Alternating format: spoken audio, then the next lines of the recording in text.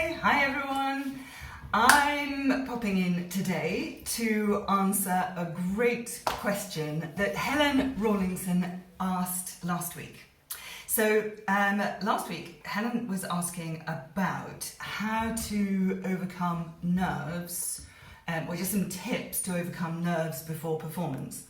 And I said that's kind of like, I could talk for hours about that one. There's so many things that you can do. In fact, I've got a whole workshop on it that I'm thinking that actually I'll put into a program quite soon. But what I'm going to do today is I am going to give you my very, very top tip, because as I say, there's so many things that I can suggest that will help to overcome nerves. But I think that possibly the very, very best for lots and lots of reasons is this.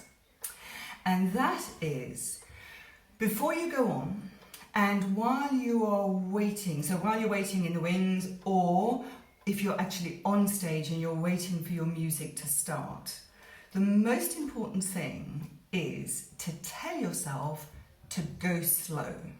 Yeah? So tell yourself before anything else, before you start dancing, just keep telling yourself that the most important thing to say in your head is slow down. Slow down. Now there's two reasons, big reasons for this. One is that when you are nervous, even just normal performance nerves, even if you're not sort of particularly sort of like, even if you're not someone who particularly suffers from stage fright, even just the normal performance nerves that we all have before we start dancing, what they do is it's adrenaline coming in, and adrenaline makes you dance faster. So one of the big issues that a lot of dancers have is that when they are performing, they dance too fast, and they actually dance slightly ahead of the music. And it's particularly problematic for belly dance, when, particularly in Egyptian style belly dance, we actually want to be sort of slightly slow, to be slightly behind the music, to have a slightly lazy feel. But to be honest, even if you're not going for a very Egyptian kind of feel, in any dancing and any style of belly dancing, if you can slow down your movements, it has an almost magical effect. What it does is it enables you to think while you're dancing. Because one of the other things, of course, when you're performing is that all the things that you've told yourself to do, all your sort of practice tips and everything, they just completely fly out of your head.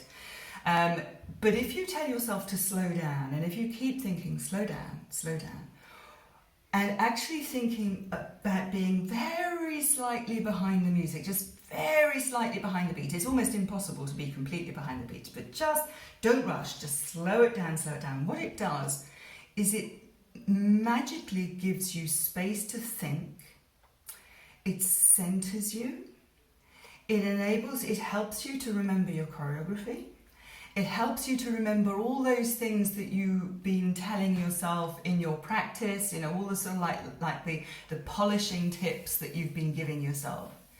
And all those things, actually have space to come in.